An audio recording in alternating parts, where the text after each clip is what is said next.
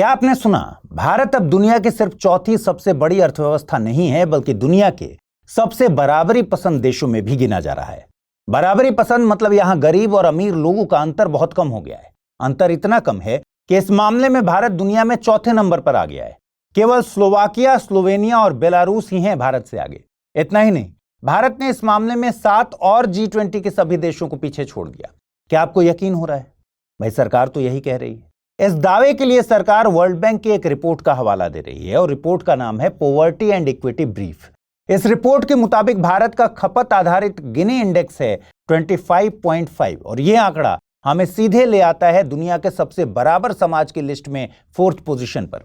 लेकिन क्या यह सच्चाई है या बस आंकड़ों का खेल है? यही तो असली सवाल है, क्योंकि दूसरी तरफ ऑक्सफैम की रिपोर्ट बताती है प्रेजेंट टाइम में भारतीय आबादी के टॉप 10% लोगों के पास कुल राष्ट्रीय संपत्ति का 77% हिस्सा है। इतना ही नहीं, टॉप 1% आबादी के पास संपत्ति में 40.1% की हिस्सेदारी है।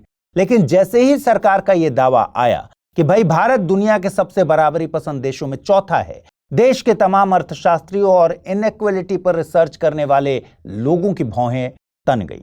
लोग जो जमीन से जुड़ी हकीकत जानते हैं, उन्होंने इस दावे को चैलेंज करना शुरू कर दिया। एक तरफ इंडिया में करोड़पति और अरबपति रिकॉर्ड बना रहे हैं, दूसरी तरफ करोड़ों लोग न्यूनतम जरूरतों के लिए जद्दोजहद में लगे हैं। तो सवाल यह उठता है कि क्या वाकई में हम चौथे सबसे बराबर देश हैं या सिर्फ आंकड़ों की चादर तान ली गई है? क्या है असलियत? आज बात करेंगे भारत में इनइक्वालिटी की, जानेंगे कि क्या वाकई देश में गरीब और अमीर के बीच की खाई कम हुई है। आप देख रहे हैं द फोर्थ डायमेंशन। मेरा नाम है अमृत।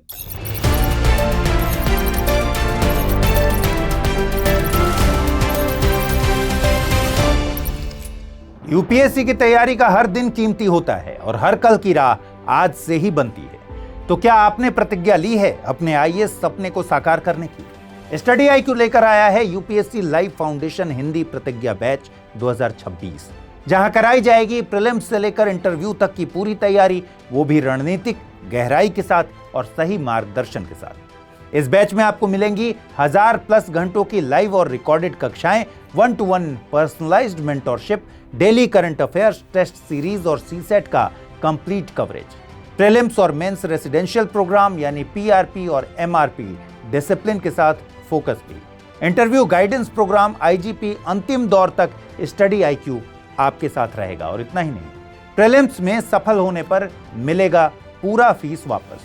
टॉप स्कोरर को मिलेगा 11,000 रुपए का नगद पुरस्कार। अब तय कीजिए, आप सिर्फ सपना देखेंगे या उसके लिए स्टडी IQ के साथ मिलकर प्रतिज्ञा निभाएंगे। यूज करें कोड अमृत लाइव और पाएं मैक्सिमम डिस्काउंट हमारे गोल्ड, प्लैटिनम और डायमंड बैचेस पर। अगर अब भी कोई सवाल हो तो डिस्क्रिप्शन में दिए गए लिंक पर क्लिक करें या मुझे सीधा मेल करें amrit@studyiq.com पर। यूपीएससी 2026, आपकी प्रतिज्ञा, हमारा मार्गदर्शन।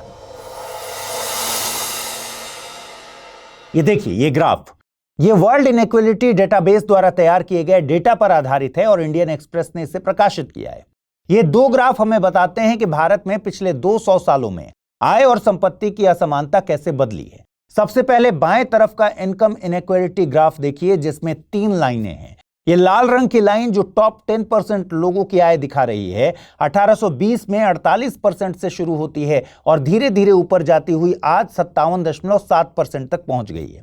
यानी देश की आधी से ज्यादा आय सिर्फ 10% लोगों के पास है। अब ये हरी लाइन देखिए, ये टॉप 1% लोगों की हिस्सेदारी है, जो शुरू में 16% थी और अब बढ़कर 22.6% हो गई है। मतलब ये 1% लोग पहले से भी ज्यादा अमीर हो गए हैं। और ये नीली लाइन जो निचले 50% लोगों की आय दिखा रही है, 1820 में 17% थी, लेकिन अब नीचे गिरकर 15% पर आ गई है।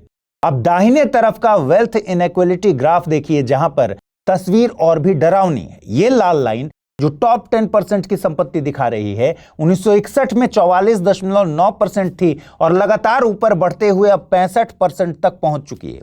ये हरी लाइन देखिए, टॉप 1% लोगों की संपत्ति की लाइन है, जो 11.4% से शुरू होकर अब सीधी छलांग लगाकर 40.1% पर पहुंच गई है। और ये नीली लाइन जो निचले 50% लोगों की संपत्ति दिखा रही है, धीरे धीरे गिरती हुई 12.9% से अब सिर्फ 6.4% रह गई है। सीधी बात यह है कि ग्राफ साफ दिखा रहे हैं, अमीर लोग लगातार और ज्यादा अमीर हो रहे हैं, जबकि आधी आबादी की संपत्ति और आय दोनों घटती जा रही है। अब जब ऐसा हो रहा है तो आखिर सरकार ये दावा कैसे कर रही है कि भारत में अमीर और गरीब लोगों में फासला कम हुआ है? गिनी इंडेक्स आखिर क्या बताना चाहता है? सबसे पहले समझते हैं कि भाई गिनी इंडेक्स होता क्या है। यह कोई नया टर्म नहीं है, एक पुराना और भरोसेमंद पैमाना है। गिनी इंडेक्स असल में किसी देश में पैसों की बराबरी या असमानता को मापने का एक पुराना और भरोसेमंद मेजर है, जिसे 20वीं सदी की शुरुआत में इटली के सांख्यिकीविद कोरैडो गिनी ने बनाया था और इसीलिए इसका नाम पड़ा गिनी इंडेक्स। इसे ऐसे समझिए जैसे आपके पास 10 दोस्तों का एक ग्रुप है और आपके पास है 100 रुपए। अगर आप हर दोस्त को बराबर बराबर 10-10 रुपया दे देते हैं तो ये पूरी बराबरी हो गई और गिनी इंडेक्स हो गया 0। लेकिन सोचिए अगर आप सारा पैसा एक ही दोस्त को दे दें और बाकी 9 दोस्तों को 0 रुपए मिले तो ये पूरी तरह से अन्याय हो जाएगा और गिनी इंडेक्स 1 के आसपास होगा। असल में गिनी का इंडेक्स जो है वो स्केल 0 से 1 के बीच होता है। 0 का मतलब सबको बराबर हिस्सा, 1 का मतलब सारा पैसा कुछ गिने चुने लोगों के पास। और इसी से पता चलता है कि देश में अमीर और गरीब के बीच कितनी दूरी है। गिनी इंडेक्स जितना ज्यादा असमानता उतनी ज्यादा और जितना कम उतनी बराबरी। गिनी इंडेक्स को बेहतर तरीके से समझने के लिए इसको परसेंट में बदल दिया जाता है। दरअसल गिनी इंडेक्स का असली स्केल 0 से 1 के बीच ही होता है, लेकिन कई रिपोर्ट्स और मीडिया आर्टिकल्स में इसे 100 के स्केल में कन्वर्ट करके दिखाया जाता है ताकि आम लोग आसानी से समझ पाए। उदाहरण के लिए अगर भारत का असली गिनी इंडेक्स 0.25 है तो कई रिपोर्ट्स इसे 25 लिखती हैं। ऐसा इसलिए क्योंकि 0.25 को 100 से गुणा करके प्रतिशत के रूप में दिखाया जाता है। तो 25.5 का मतलब क्या है? मतलब भारत अब उस लीग में शामिल हो गया है जहां विकास सिर्फ अमीरों तक सीमित नहीं बल्कि समाज के हर हिस्से तक फैल रहा है, ऐसा सरकार का कहना है। तो आखिर अर्थशास्त्री इसे एक अधूरी तस्वीर क्यों बता रहे हैं? तो आइए आगे की कहानी सुनिए। सरकार ने जो दावा किया वो सुनने में जरूर शानदार लगा, लेकिन कहानी का एक हिस्सा अभी बाकी था। देखिए दोस्तों, यहां बहुत ही कंफ्यूजन है, तो इसे साफ साफ समझना होगा। सरकार कह रही है कि वर्ल्ड बैंक के हिसाब से भारत का गिनी इंडेक्स 2011-12 में 28.8 था, जो 2022-23 में घटकर 25.5 रह गया। मतलब सरकार यह दिखा रही है कि असमानता कम हो रही है, लेकिन यहां एक बहुत बड़ा बट छिपा हुआ है, जिसे सरकार ने अपने प्रेस रिलीज में छिपा दिया। वर्ल्ड बैंक ने खुद लिखा है कि यह data consumption based Gini index पर आधारित है और उसमें डेटा लिमिटेशंस हैं। इसका मतलब यह डेटा पूरी सच्चाई नहीं दिखाता। अब बात करते हैं उस तकनीकी चाल की जो इस पूरी बराबरी की तस्वीर को बनाती भी है और बिगाड़ती भी है। दुनिया भर में जब असमानता को मापा जाता है तो ज्यादातर देश इनकम पर आधारित सर्वे करते हैं, लेकिन भारत में कहानी थोड़ी अलग है। यहां हम खपत यानी कंजम्पशन का डेटा इकट्ठा करते हैं, न कि लोगों की असली कमाई का, और यही फर्क खेल को पूरी तरह बदल देता है। देखिए, खपत का गिनी इंडेक्स हमेशा इनइक्वालिटी को कम दिखाता है। अब ऐसा क्यों है? ऐसा माना जाता है कि जैसे जैसे लोग ज्यादा कमाते हैं वो अपनी कमाई का बड़ा हिस्सा खर्च नहीं करते बल्कि उसे बचत या निवेश में डाल देते हैं। कोई एसआईपी चला रहा है, कोई जमीन खरीद रहा है, कोई शेयर मार्केट में डालता है, कोई एफडी बनवा लेता है। मतलब यह कि अगर आप सिर्फ लोगों का खर्च देखेंगे तो आपको लगेगा कि सब कुछ ज्यादा समान है, लेकिन अगर आप उनकी असली कमाई और संपत्ति देखेंगे तो फासला कई गुना ज्यादा निकलेगा। दोस्तों, इसे एक आसान उदाहरण से समझिए। मान लीजिए 2 लोग हैं। एक है वो व्यक्ति जो एक कंपनी में मिड लेवल पर काम करता है, इसको महीने में 50,000 रुपए मिलते हैं। यह व्यक्ति हर महीने लगभग 40,000 रुपए खर्च कर देता है, क्योंकि एक टियर 1 शहर में सिर्फ बेसिक जरूरतों में इतना खर्च होना काफी नॉर्मल बात है। दूसरी तरफ एक कंपनी का सीईओ है जो हर महीने 10 लाख रुपए कमाता है, लेकिन खर्च करता है सिर्फ 2 लाख और बाकी के 8 लाख रुपए बचत में डाल देता है। अब सोचिए, अगर सरकार सिर्फ खर्च का डेटा लेगी तो क्या दिखेगा? कंपनी में मिड लेवल पर काम करने वाले का खर्च 40,000 है, सीईओ का खर्च है 2 लाख। अंतर हुआ 1,60,000 का। इससे लगेगा कि असमानता बहुत ज्यादा नहीं है, लेकिन इसको असली तस्वीर देखें अगर इसमें, तो उनकी इनकम से पता चलेगी असली तस्वीर। इनकम में अंतर है 9,50,000 का। अब असमानता बहुत ज्यादा नजर आएगी। तो अगर आप सिर्फ कंजम्पशन देखेंगे तो अमीर और गरीब के बीच का असली फर्क छिप जाएगा।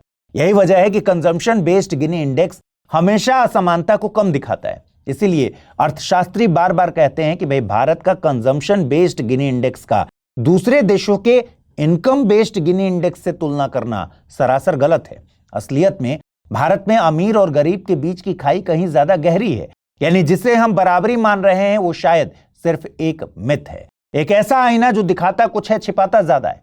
इसलिए जब भारत का गिनी इंडेक्स 25.5 बताया जाता है तो दरअसल वो एक अधूरी तस्वीर बताता है। वो तस्वीर जो इनइक्वालिटी को कम आंकती है और दुनिया के बाकी देशों से हमारी तुलना को बेमतलब बना देती है। अब क्या आप जानते हैं कि असली तस्वीर क्या है? इसके लिए वर्ल्ड इनइक्वालिटी डेटाबेस WID के डेटा को देखना होगा। इसे अमीर गरीब की असमानता मापने के लिए दुनिया भर के इकोनॉमिस्ट सबसे भरोसेमंद मानते हैं।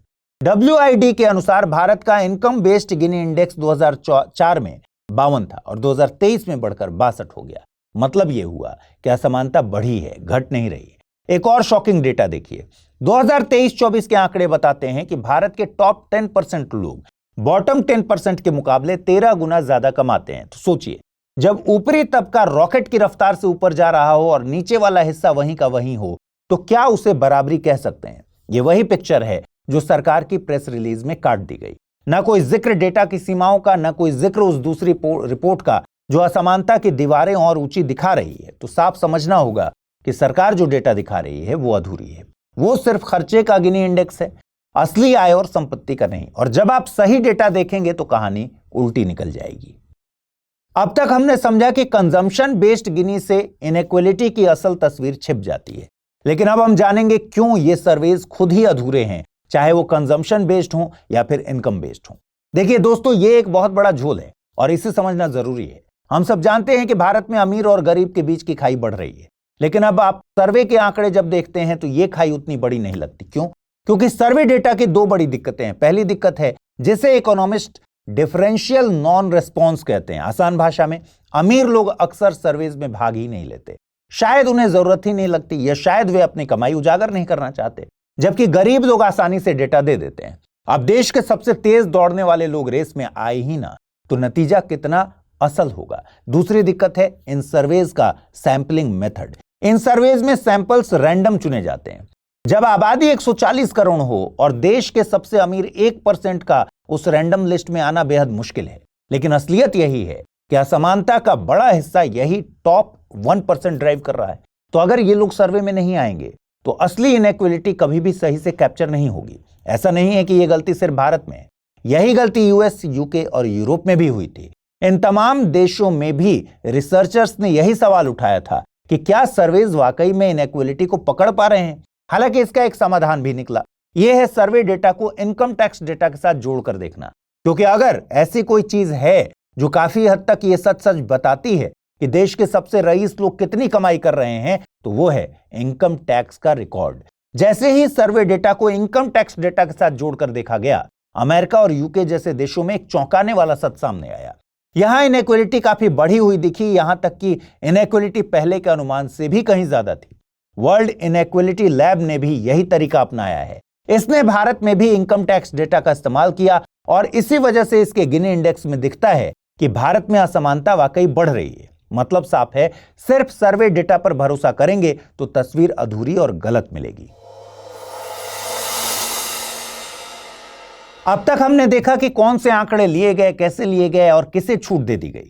लेकिन अब हम उस औजार की बात करेंगे जिससे इनइक्वालिटी को मापा जाता है और पता चलेगा कि शायद यह औजार ही पूरी सच्चाई बताने के लायक नहीं है। और यह औजार खुद गिनी इंडेक्स है। इसे दशकों से इनइक्वालिटी मापने का गोल्ड स्टैंडर्ड माना गया है। लेकिन दोस्तों, गिनी इंडेक्स को लेकर भी एक बड़ी सच्चाई है जो अक्सर नजरअंदाज कर दी जाती है।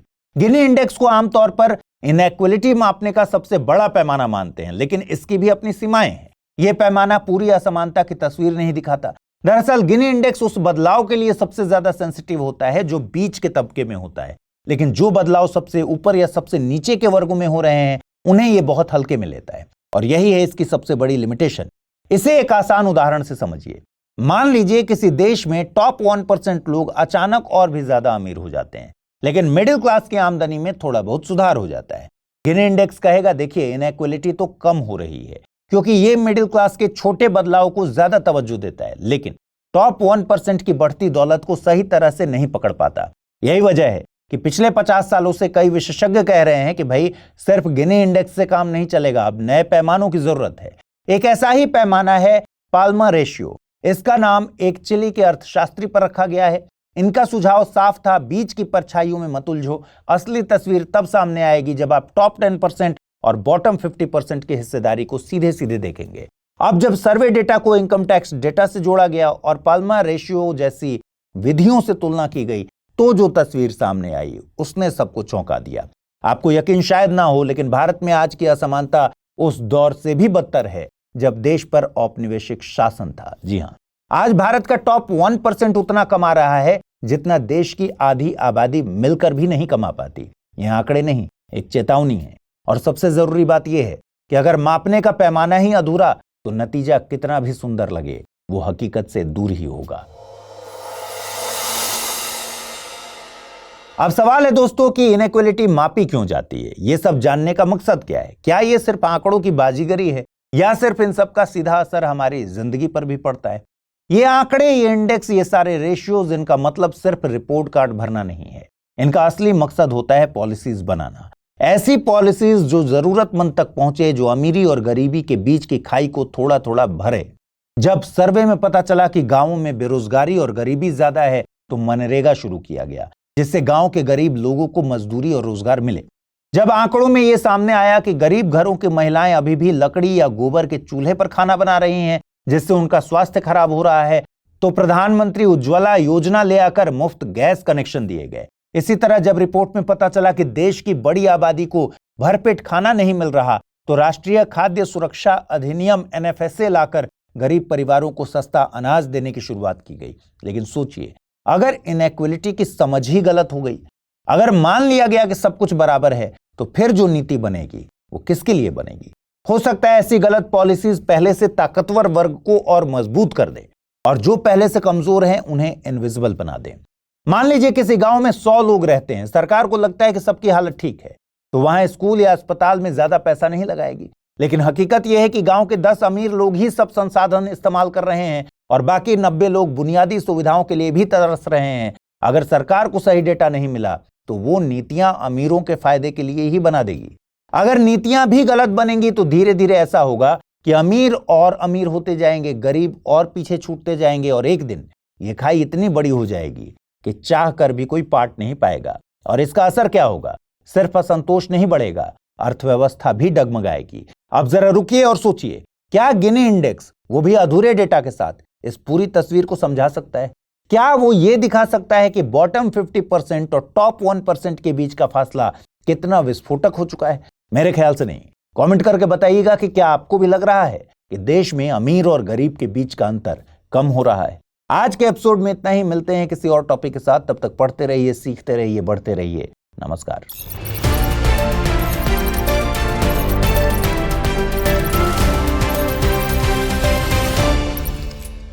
हिंदी में यूपीएससी की तैयारी से संबंधित प्रोग्राम्स को देखने के लिए सब्सक्राइब करें स्टडी IQ IAS हिंदी।